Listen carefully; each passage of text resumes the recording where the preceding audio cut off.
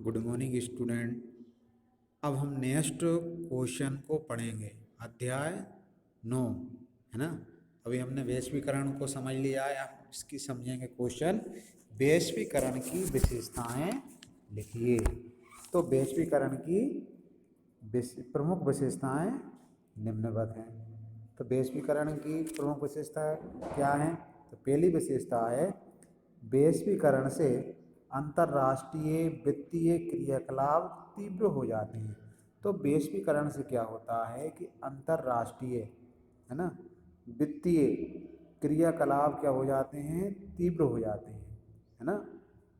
तो वैश्वीकरण से क्या होता है कि जब पूरे विश्व में बिना रूपों के वस्तु सेवाओं या बौद्धिक संपदाओं का आदान प्रदान होता है, तो इससे वित्तीय क्रियाकलाप क्या होते हैं, तीव्र हो जाते हैं। दूसरा क्या है, व्यापार का तेजी से विकास होने की वजह से इसमें बहुराष्ट्रीय निगमों का अधिकार अधिक विकास होता है ना। ये अधिकार नहीं है, क्या है, अधिक है ना। क्या है, अधिक विकास होता है। तो व्यापार का तेजी से विकास होने की वजह से है ना, इससे क्या होता है, वैश्वीकरण से व्यापार का तेजी से विकास होता है। एक देश से दूसरे देश है ना मिलके मतलब क्या करते हैं, आपस में वस्तुओं सेवाओं का आदान प्रदान होता है। इससे व्यापार तेजी से विकसित होने की वजह से बहुराष्ट्रीय निगमों मतलब बड़ी बड़ी कंपनियां है ना, निगम का अधिक क्या होता है, विकास होता है। बड़ी बड़ी कंपनियां मतलब क्या होती हैं, विकसित होती हैं, जो अधिक से अधिक लोगों को रोजगार देती हैं, है ना। तो बहुराष्ट्रीय निगमों का अधिक विकास होता है।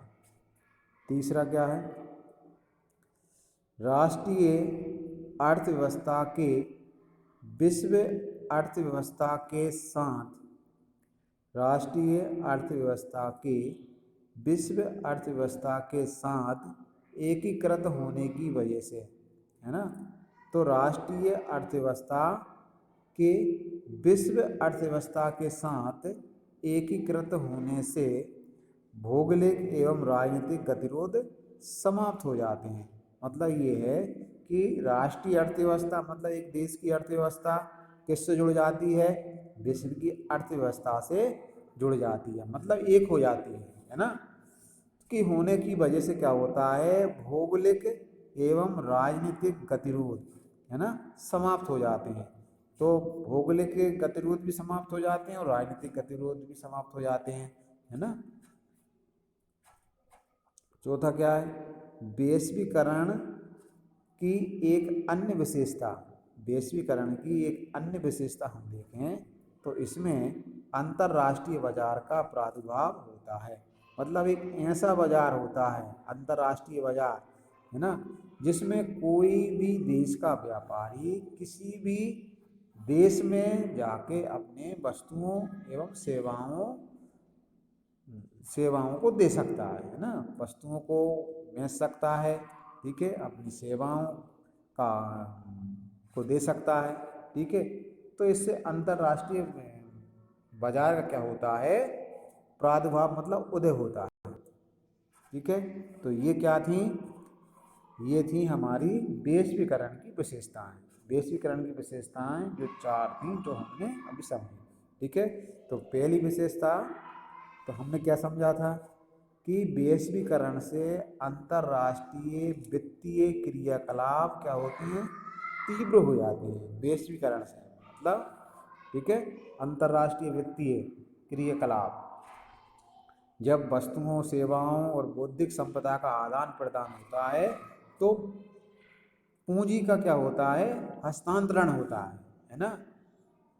एक देश से दूसरे देश पूंजी क्या होती है, पहुंचती है, एक हाथ से दूसरे हाथ, एक व्यापारी से दूसरे व्यापारी। तो इसे कहते हैं अंतर्राष्ट्रीय वित्तीय क्रियाकलाप क्या होती हैं, इससे तीव्र होती है ना। व्यापार का तेजी से विकसित होने की वजह से व्यापार क्या होता है, तेजी से विकसित होता है ना। तो इसमें बहुराष्ट्रीय कंपनियां निगम, निगम मतलब कंपनियां का अधिक क्या होता है, विकास होता है। मतलब बड़ी से बड़ी मतलब बहुराष्ट्रीय कंपनियां क्या होती है, अधिक विकसित होती हैं। जो अभी क्या थी, क्षेत्रीय थी, राष्ट्रीय थी, अब वो क्या हो जाएंगी, जब पूरे विश्व में व्यापार करेंगी तो वो बहुराष्ट्रीय कंपनियां बन जाएंगी। ठीक है। और तीसरे में हमने क्या समझा था, राष्ट्रीय अर्थव्यवस्था क्या होता है, राष्ट्रीय अर्थव्यवस्था विश्व अर्थव्यवस्था के साथ एकीकृत होने की वजह से, है ना, विश्व और राष्ट्रीय अर्थव्यवस्था एक होने की वजह से भौगोलिक और राजनीतिक गतिरोध क्या होते हैं, समाप्त हो जाते हैं। चौथा है वैश्वीकरण की एक अन्य विशेषता, वैश्वीकरण की एक अन्य विशेषता क्या है, अंतरराष्ट्रीय बाजार, अंतरराष्ट्रीय बाजार क्या होता है, उदय होता है। ठीक है, तो ये थी हमारी वैश्वीकरण की विशेषता है। ओके, ठीक है, ये आपको समझ में आ गई।